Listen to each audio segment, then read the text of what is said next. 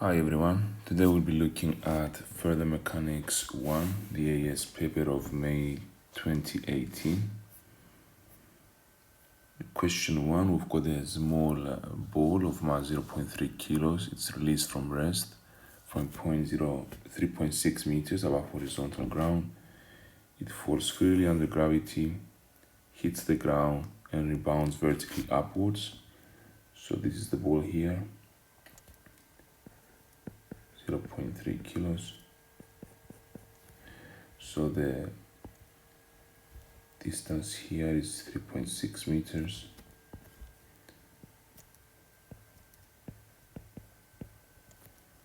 We're being told that the impulse upon the first impact is 4.2 Newton seconds, and we need to find the speed of the ball immediately after it first hits the ground. So we know that the ball is released from rest, so u is 0 meters per second.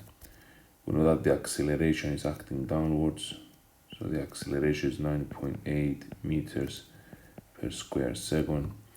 So I'll be using Suvat equation to find the speed with which the ball hits the ground. So v squared is u squared plus 2as. So v squared is 0 squared plus 2 times 9.8 times 3.6. This is giving you a value for v, which is 8.4 meters per second.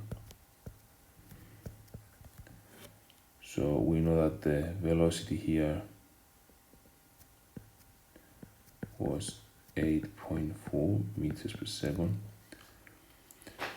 And then I'm gonna be using the impact, the impulse, sorry, it's 4.2 Newton seconds. So it is 4.2 Newton seconds, and we've got the speed with which we rebound. I'll call it v here. Now the impulse is the change in momentum. So what we can say is that 4.2 is the momentum after, which is 0.3 v, minus the original momentum, which is 0.3 times minus 8.4. I'm taking the upward to be the positive. So this is giving me that 4.2 is 0.3 v plus 0.3 times 8.4, which is giving an answer of 2.52. So solving for v is giving me an answer of 5.6 meters per second. And that is the speed of the ball immediately after it first hits the ground. So this is 5.6 meters per second. In part B, we need to find the kinetic energy lost by the ball as a result of the impact with the ground. So we know that originally the kinetic energy was a half mv squared. So half times 0.3 times 8.4 squared. And the kinetic energy after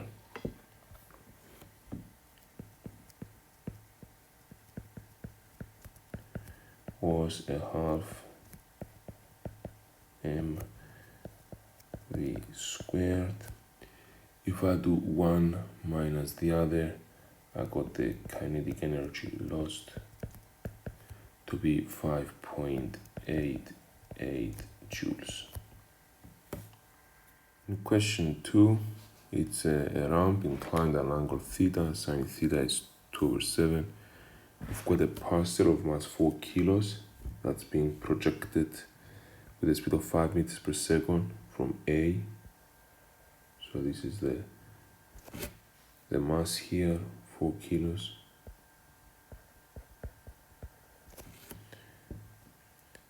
AB is 2.5 meters. We're modeling this as a particle. The total resistance from non-gravitational forces is of constant magnitude R. We've got the weight here, which is 4g. If I just resolve, I'll be finding that this is 4g cos theta, and this component here is 4g sine theta.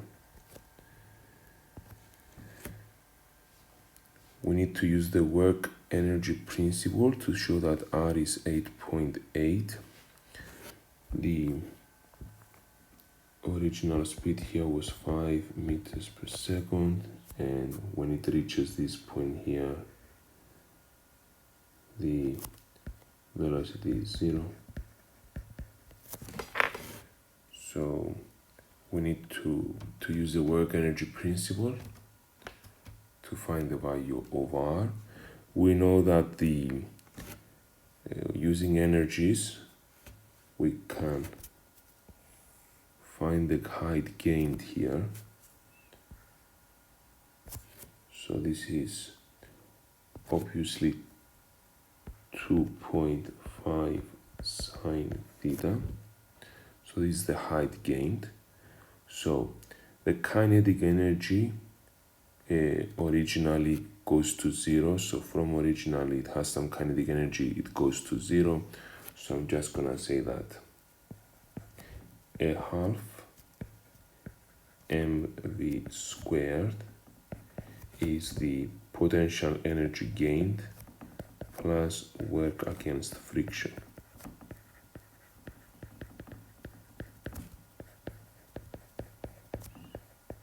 So a half times 4 times 5 squared is 4 times 9.8 times 2.5 sine theta, which is 2/7. And the work done against friction is the force, which is R, times the displacement, which is 2.5. Solving all of this will give you R is 8.8 newtons as required.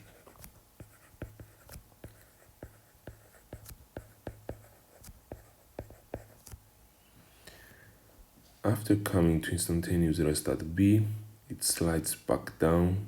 The total resistance to motion is modeled as a constant force of magnitude 8.8 newtons. Find the speed of the parcel at the instant it returns to A. So we're gonna do the same thing now here, but we have the journey downwards. So the initial speed is 0 meters per second. We will be having a potential energy lost here and also work done against friction. So I'm gonna be using the work energy principle again. So the potential energy lost will be the kinetic energy gained plus work against friction.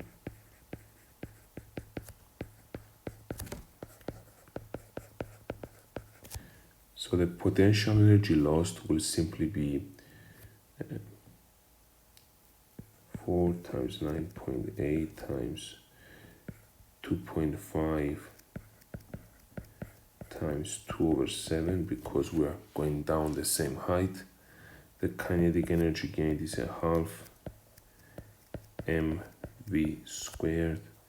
The work done against friction will be 8.8 times 2.5. So solving for V gives a value of 1.73 meters per second. Suggests two improvements that could be made to the model. Now, obviously, one could refer to the resistance. So, resistance to motion is not constant.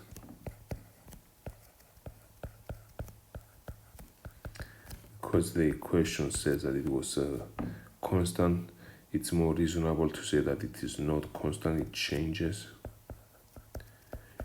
And another thing someone could say would be consider the dimensions of the parcel, because we have modeled this as a particle, but it would be a lot more valid if we would consider the dimensions of the parcel.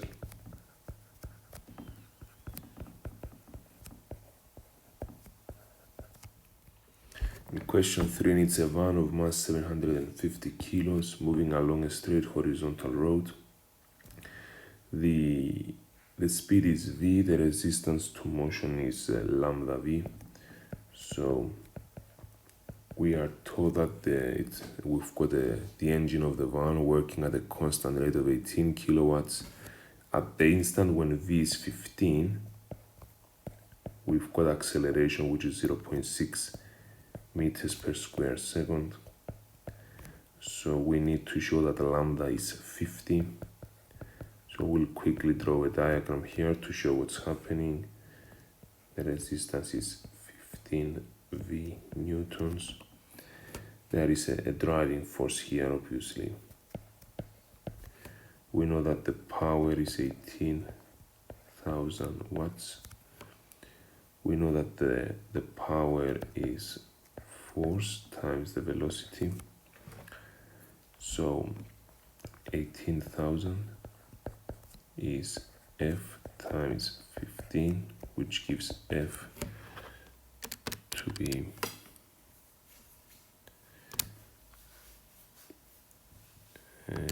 gives an answer of 1200. So F minus 15 lambda is mass times acceleration, 750 times 0.6. So 1200 minus 15 lambda is equal to 450. So 750 is 15 lambda, so lambda is 50 as required.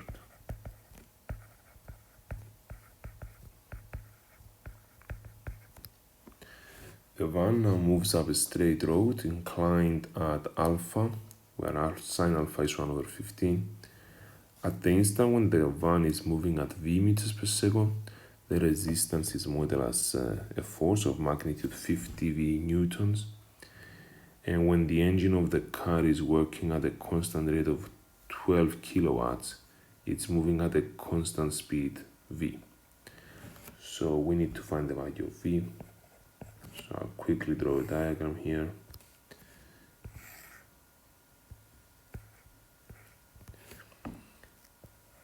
So this is the van. It has a weight of 715 G. We've got a force upwards. The power is 12,000 watts. We've got resistance to motion of 50 V. The velocity was capital V. The resistance is 50 V. We also have the resolving of the weight.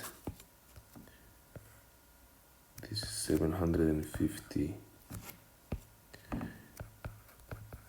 G cos theta, and this is 750 G sin theta. We know that sine alpha, not theta, it's alpha. Sine of alpha is 1/15. So we're just gonna say that once more power is force times velocity. So 12,000 is Fv. So 12,000 over V is F. And then F minus 50V minus 750G sine alpha is equal to 0 because this is moving with a constant velocity. That's what it says in the question. It's moving at v meters per second. Okay, it's a constant speed. So there is no acceleration. So 12,000 over v minus 50v minus 750 times 9.8 times sine alpha, which is 1 over 15, is 0. Now this is leading to a quadratic. 12,000 minus 50v squared minus 490v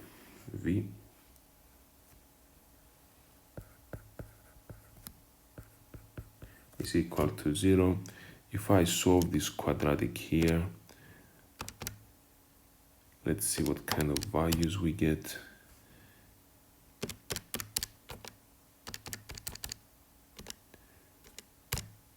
We get 11.3 meters per second, or minus 21.1. We will reject the negative, of course, and the answer we get is 11.3 meters per second.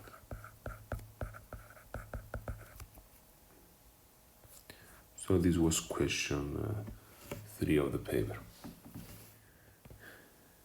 In question 4, it's a particle P of mass 3m. It's moving in a straight line on a smooth horizontal floor. Q, it's having a mass of 5m and moving in the opposite direction.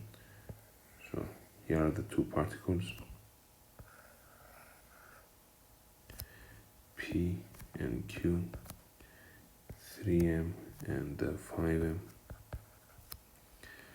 They are moving, Q is moving in the opposite direction to P along the same straight line. They collide directly. The speed of P was 2u. The speed of Q was u. The coefficient of restitution between P and Q is e. We need to show that the speed of Q immediately after the collision is the one printed here. So I'm just gonna say that this was the before, this is the after. I'm gonna call it this one V1 and this one V2. So by the principle of conservation of momentum, we have that 3m times 2u plus 5m times negative u is 3m v1 plus 5m v2. So it's the momentum before and the momentum after. This is giving us that mu is 3m v1 plus 5m v2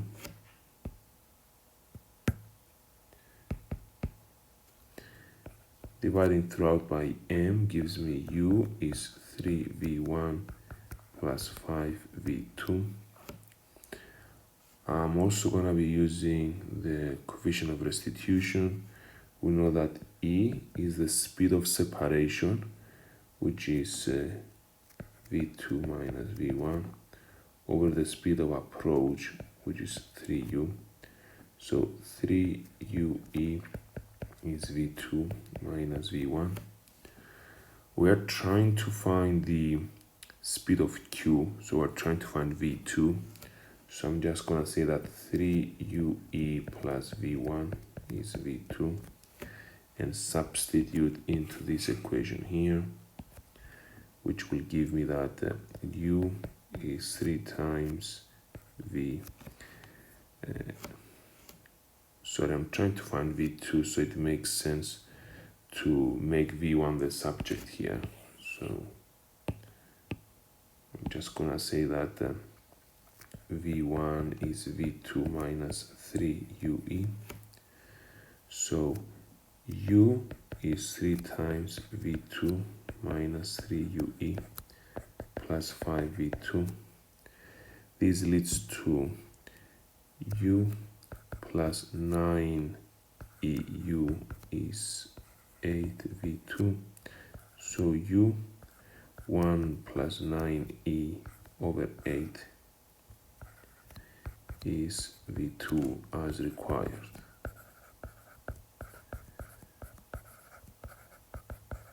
So we just found the velocity of particle Q immediately after the impact. That was the first part. It says find the range of values of E for which the direction of motion of P is not changed as a result of the collision. So I'm just gonna quickly find V1. So V1 is what we found here, U1 plus 9E over 8 minus 3UE, which is U plus 9EU minus 24EU over 8, which is U1 minus 15E, all of it over 8. Now, for the direction of motion of P to remain unchanged, it means that V1 must be positive. So, motion unchanged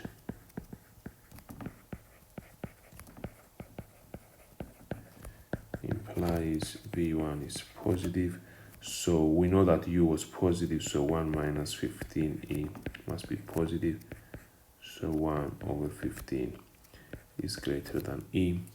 And we also know that E is always greater than or equal to 0. So this is the range of values of E that we were after. And then C, when P and Q collide, they are at a distance D from a smooth fixed vertical wall perpendicular to the direction of motion.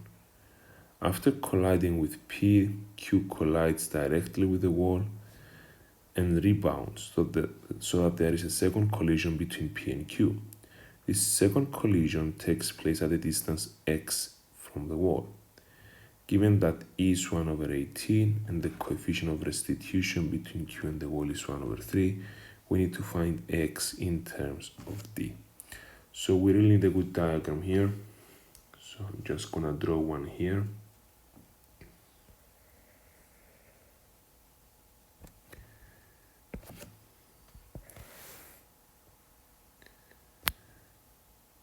So this is the point where the collision takes place. We've got P and Q here.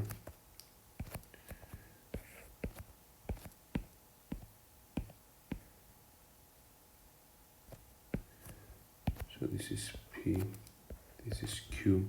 This has taken place a distance of D from the wall.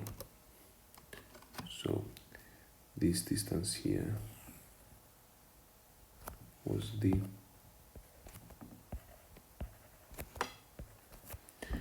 We know that Q is going to the right with a speed of this U1 plus 9E over 8. However, we know that E is 1 over 18. So this means that V2 is U1 plus 9 times 1 over 18 over 8. and this gives an answer of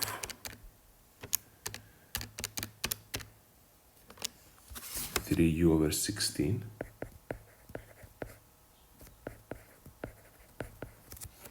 So this is 3u/16 meters per second, whereas p continues with a speed of u1 minus 15e/8. So if I just do the same thing here, I'll be finding that the v1 is u1 minus 15 times 1/18/8. So let's quickly do the calculation here. It's u/48 meters per second.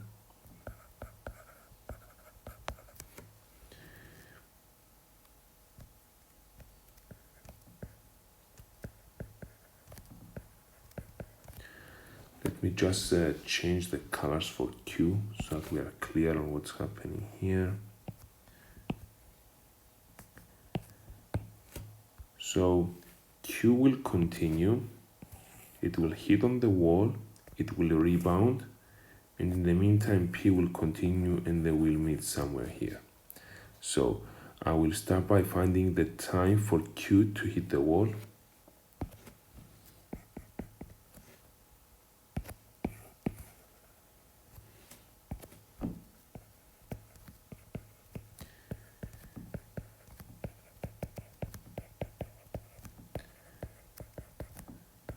We know the distance, we know the speed, so it's gonna be simply d. Speed is distance over time, so it's gonna be d over 3u/16, which is 16d/3u seconds. And I'm also gonna be finding the speed with which we rebound. So the Q will hit the wall and then it will rebound with the speed I will call v3. So to find v3, I'll be using the fact that the coefficient of restitution between the wall and Q is 1/3. So the speed of approach is 3u/16. The speed of separation is v3. So I'm just gonna say that a third is v3 over 3u/16. So we get that v3 is u/16.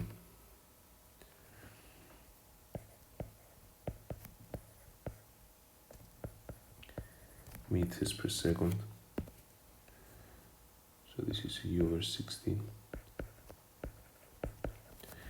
And we know that while P was moving, it has covered a certain distance. It's somewhere here, and Q will be coming back here, and this is where they meet. So what we have here is that Q would have covered the distance of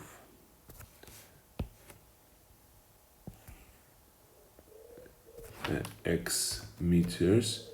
So that's x here, this is x, and meanwhile P has covered the distance of d minus x. Now we know that the time that P was traveling, so time for P to cover d minus x meters is simply d minus x over u/48, which is 48d minus x over u meters, over u seconds, sorry. And time for q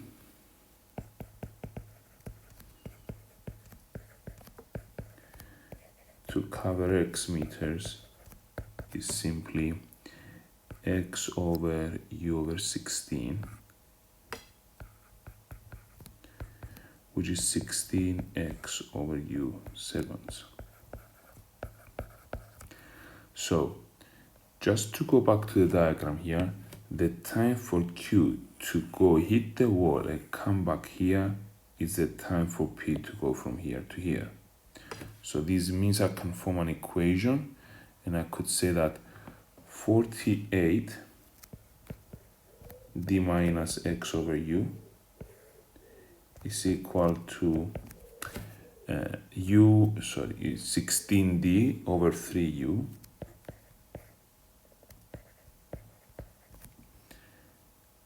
plus 16x over u. So I could multiply everything by 3. So 48 times 3 is 144. D minus x is 16d plus 48x. I get rid of the denominators of 3u. 144d minus 144x is 16d plus 48x. So this means that we've got 128d to be equal to 192x. The question was asking for x in terms of d, so x is 128d over 192, which simplifies to 2/3 of d meters. So that was the answer to part C, which was the last question of this FM1 AS paper of May 2018. Thank you very much.